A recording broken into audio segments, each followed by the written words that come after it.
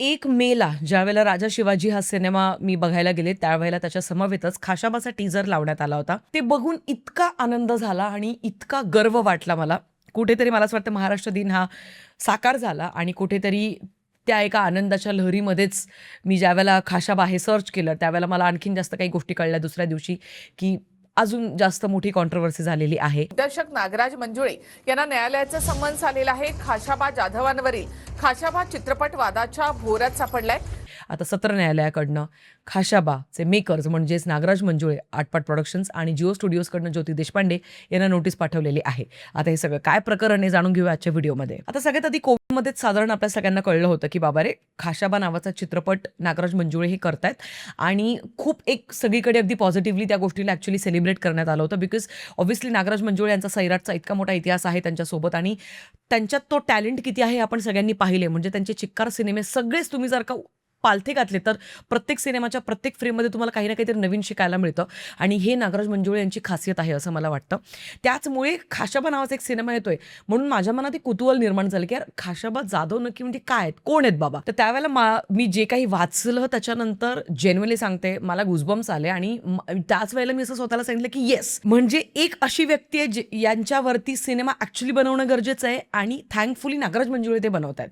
कारण का इतर कोणी मेकर आले असते ना तर आर्टिफिशियली भिंती, आर्टिफिशियल गाव रचलं असतं त्यांनी. कारण तो जो रॉनेस असायला पाहिजे. कारण गोष्ट कुठली सांगितली जाते 1970 1980 म्हणजे त्या काळची गोष्ट सांगितली जाते ॲक्च्युली, की जिथे तो एक रेट्रो टोन, ती वाईब मॅच व्हायला पाहिजे आणि त्यावेळेसचे पोशाख, त्यावेळेसचा सेट डिझाईन, त्यावेळेसचं प्रोडक्शन डिझाईन हे सगळं काही जमलं पाहिजे. कारण मराठीमध्ये जेव्हा गाव दाखवायचं असतं ना, नकली झोपड्या, नकली घरं, आत्ताच रंगरंगोटी केलेल्या विटा त्या अशा रचून दिलेल्या असतात. म्हणजे आत्ता मी ती जाऊन अशी टिचकी जरी मारली तरी ती विट अशी खाली पडेल. फेविकॉलने चिटकवलेल्या विटा हे सगळे काही आपण पाहत आलो आहे. त्याच्यामुळे गाव कसं असायला पाहिजे आपण नाळमध्ये पाहिलं होतं ते. त्याच्यामुळे सैराटमध्ये आपण म्हणजे अस्सल गाव पाहिलं होतं. त्याच्यामुळे नागराज मंजुळे आणि रॉनेस जो तो एक रियालिटीचा टच असतो त्याला तोड नाही आहे ना. त्याच्याचमुळे मी खूप एक्सायटेड होते की थँकफुली या स्क्रिप्टवरती नागराज मंजुळे काम करताय. आता झालं असं आहे की संजय दुधाणे हे जे लेखक आहे ज्यांनी खाशाबा जाधव यांच्यावरती चरित्र पुस्तक लिहिलेलं आहे, ज्यांच्याकडे 2001 पासून त्यांच्या चरित्र पुस्तकाचे जे राईट्स आहेत ते राखीव आहेत, तर त्यांनी ॲक्च्युली हायकोर्टामार्फत नागराज मंजुळे, आटपाट प्रोडक्शन्स आणि ज्योती देशपांडे, जिओ स्टुडिओज या दोघांना ॲक्च्युली नोटीस पाठवलेली आहे. नागराज मंजुळे यांना आम्ही 4 वर्षापूर्वी भेटलो होतो. त्यांनी तत्वतः मान्यता दिली होती की तुमचं मूळ कथा म्हणून नाव लावलं जाईल. पण कोरोनानंतर अनेक बदल झाले आणि नागराजच्या शब्दात बदल होत गेल्यामुळे अखेर आम्हाला पुणे सत्र न्यायालयाकडून त्यांना समन्स बजावावं लागलेलं आहे आणि त्यांना उत्तर द्यावं लागणार आहे. आता हे प्रकरण ॲक्च्युली 1-2 वर्षापासून सुरूच होतं. कॉन्ट्रोव्हर्सी सुरूच होती की खाशाबा मग रिलीज होतो का, नाही होत का, रिलीज होतो का, नाही होत का. ह्या कॉन्ट्रोव्हर्सी सुरू असताना 1 मेला ज्यावेळेला यांनी टीजर ॲक्च्युली प्रदर्शित केला, त्याच्यानंतर 2 मेला परत संजय दुधाणे यांनी कोर्टात धाव घेतली आणि आणखीन एक नोटीस पाठवण्यात आलेली आहे. कारण संजय दुधाणे यांचं असं म्हणणं आहे की 2001 पासून खाशाबा जाधव यांच्या चरित्र पुस्तकाचे हक्क जर माझ्याकडे राखीव आहेत तर चित्रपटाच्या त्या मूळ कथा लेखक याच्या रकान्यामध्ये माझं नाव असायला पाहिजे, संजय दुधाणे असं नाव असायला पाहिजे. नागराज मंजुळे यांचं असं म्हणणं आहे की मी खाशाबा जाधव यांचे जे सुपुत्र आहेत रणजित जाधव, तर यांच्या सांगण्याप्रमाणे किंवा यांच्याशी कोऑर्डिनेशन करून हा सिनेमा ॲक्च्युली लिहिलेला आहे, बनवलेला आहे. त्याच्यामुळे तिथे मी तुमचं मूळ कथा लेखक म्हणून नाव लिहू शकत नाही. आता याचा काय जो काय सोक्षमोक्ष लागेल तो लागेल, आपल्या सगळ्यांना कळेलच. पण कुठेतरी फ्रँकली स्पीकिंग खूप मोठं अनपॉप्युलर ओपिनियन मी द्यायला जाते. अशा प्रकारच्या छोट्या मोठ्या कॉन्ट्रोव्हर्सीज ॲक्च्युली सिनेमाच्या हिताच्याच ठरतात. कारण कुठेतरी परत एकदा सिनेमा जो आहे तो चर्चेचा विषय बनतो आणि काही खूप मोठी कॉन्ट्रोव्हर्सी ही नाही आहे फ्रँकली स्पीकिंग. बिकॉज भारतामध्ये जितकी सिनेमे आतापर्यंत बनत आलेले आहेत तेव्हापासून आतापर्यंत वेगवेगळ्या लोकांचे वेगवेगळे खटके उडालेले आहेत. कोणाला लेखकासमोर नाव हवं आहे, कोणाला सॉंग्सचे राईट्स हवेत, कोणाला मी असे लिरिक्स लिहिले म्हणून मला क्रेडिट हवं आहे. ह्या सगळ्या गोष्टी ॲक्च्युली सुरूच असतात आणि हे असे जे छोटे मोठे मॅटर्स असतात हे ॲक्च्युली क्लोज होऊन जातात, म्हणजे हँडल होऊन जातात आरामात चित्रपट रिलीज होण्याच्या आधीच. त्याच्यामुळे मला त्याची काही जास्त भीती नाही आहे. मला आनंद ह्या गोष्टीचा आहे की फायनली ज्यावेळेला मी याचा टीजर पाहिला, मी वाट बघत होते की ओके आता म्हणजे आता थिएटरमध्ये तर यांनी टीजर दाखवलं तर म्हटल्यानंतर 2-3 दिवसात लगेचच हे यूट्यूबवरती आणतील, पण तसं काही झालंच नाही. आज जवळजवळ 10वा दिवस आहे तो टीजर मी थिएटरमध्ये बघितल्यापासून आत्तापर्यंत तो टीजर ॲक्च्युली आलेलाच नाही आहे यूट्यूबवरती. आणि म्हणून मला कुठेतरी आता असं वाटतं की आता बास करा, म्हणजे आता 2026मध्ये लवकरात लवकर हा सिनेमा रिलीज करून टाका. कारण हे फार महत्त्वाचं आहे. कुठलाही सिनेमा ज्यावेळेला बनतो, आता समजा हा सिनेमा ॲक्च्युली 2-3 वर्षापूर्वी बनवलेला आहे, तर त्यावेळेसचे जे इक्विपमेंट्स वापरलेले आहेत, त्यावेळेची सिनेमॅटोग्राफीची करायची स्टाईल असेल, म्युझिकची स्टाईल असेल, बॅकग्राऊंड स्कोअरची स्टाईल असेल, डायलॉग्स, कॉस्ट्युम, एव्हरीथिंग, लिटरली प्रत्येक गोष्ट ही आउटडेटेड व्हायला लागते सिनेमासृष्टीमध्ये एक वर्षानंतरच. त्याच्यामुळे हा जितका लेट होईल तितका तो आपल्याला आउटडेटेड वाटायला लागेल सिनेमा, जो ॲक्च्युली नाही वाटायला पाहिजे. आणि त्याचमुळे माझी अगदी अशी तळमळ सुरू आहे की कधी हा सिनेमा रिलीज होतो आणि कधी आपल्या सगळ्यांना बघता येतोय. आता खाशाबा जाधव ही व्यक्ती फार मोठी आहे. नाव यांचं जितकं असं आगळं वेगळं आहे ना, खाशाबा जाधव, तर त्याहूनही आगळी वेगळी त्यांची ॲक्च्युली संपूर्ण मला असं वाटतं कारकीर्द आहे. आणि ज्यावेळेला मी यांचा रिसर्च करायला घेतला त्यावेळेला मला इतक्या सगळ्या गोष्टी समजल्या. कारण मराठीमध्ये ना स्पोर्ट्स ड्रामा ह्या कॅटेगरीमध्ये, ह्या जॉनरमध्ये जास्त काही फिल्म्स बनत नाही.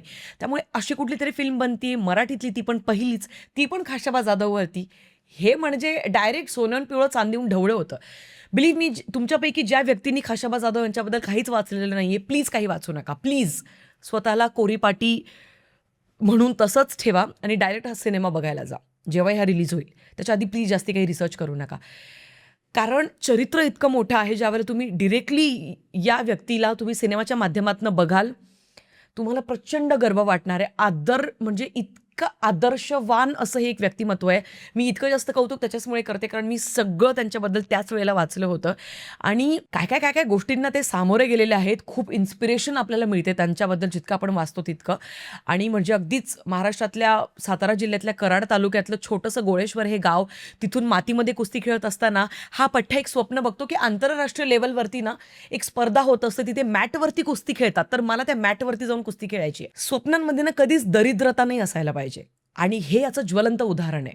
आपण कुठून आलो, आपण कुठे आहोत याच्यापेक्षा आपल्याला कुठे जायचंय, इतकी जरी तुमच्याकडे दूरदृष्टी असली तरी पण तुम्ही आयुष्यात लई काहीच्या काही उखाडू शकतात. आणि तुम्ही, मला असं वाटतं की जेन्युइनली आत्तापर्यंत आपल्या फॅमिलीमध्ये कोणी असं काही केलेलं पण नसेल, पण आपण ते तितकं मोठं कार्य करू शकतो असं मला वाटतं. पण त्याकरता ती इन्स्पिरेशन, ते जे एक मोटिवेशन असतं ना, ते अशा काही व्यक्ती चरित्रांमधनं आपल्याला शिकायला मिळतं. आणि त्याच्यामुळे हा सिनेमा मला असं वाटतं अख्ख्या महाराष्ट्रासाठीच नाही पण संपूर्ण भारतीयांसाठी प्रचंड महत्त्वाचा सिनेमा असणार आहे. अर्थात जसं मी म्हटलं की व्यक्ती अशी आहे की ते फक्त तिकडनं ऑलिम्पिक्समध्ये कांस्यपदक जिंकून आल्यानंतर त्यांचा प्रवास काही थांबला नाही, त्यांची स्ट्रगल काही थांबली नाही. इथे आल्यानंतर सुद्धा कसं सरकारने त्यांना ॲक्च्युली अजिबात सपोर्ट केला नाही, कशा पद्धतीने त्यांच्यावरती अन्याय झाला, मग कशा पद्धतीने फायनान्शियल स्ट्रगल्समधनं जात ते कशा पद्धतीने त्यांनी मार्ग काढला. आणि ज्या काही गोष्टी आहेत त्या, म्हणजे literally I am still having goosebumps right नाव. पण खूप मोठी व्यक्ती आहे आणि मला ह्या गोष्टीचा अभिमान आहे की खूप मोठी व्यक्ती मराठी सिनेमासृष्टीतली नागराज मंजुळे हे हा प्रोजेक्ट सांभाळत आहे. त्यामुळे 100% न्याय दिला जाईल, यात काही म्हणजे दुमतच नाही. बाकी जाता संजय दुधाणे साहेब जर का व्हिडिओ बघत असतील तर मलाच वाटतं साहेब, तुमच्यामुळे ॲक्च्युली खाशाबा जाधव यांच्यावरती पहिलं पुस्तक तुम्ही लिहिलं, मान्य आहे, तुम्ही त्यांना प्रकाश झोतात आणलं.